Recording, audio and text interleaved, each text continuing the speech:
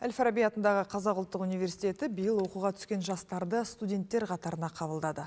Ашық аспан астында өткен дәстүрлі мерекеге Алматы қаласының әкімі Ерболат Досаев, белгілі ғалымдар, жазушылар, қазақстандық эстрада жұлдыздары қатысты.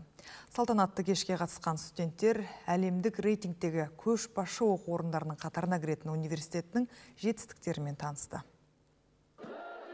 Дәстүрлі мереке бірінші курс студенттері шеруінен басталды. Кейін салтанатты шараға жиналғандар әнұранды жанды дауыста орындады. Кешке Алматы қаласының әкімі Ерболат Досаев, белгілі ғалымдар, жазушылар, қазақстандық эстрада жұлдыздары қатысты. Алғаш болып құттықтау сөз алған Әл-Фараби атындағы Қазақ ұлттық университетінің басқарма төрағасы ректоры Жансейіт Түймебаев жастарды өмірдегі айтулы күнімен құттықтады. 5000-ға жуық адам қатысқан ашық аспан астындағы мереке жастардың көңілінен шықты. Бүгінгі студенттерді қабылдау кеші өте керемет өтуде.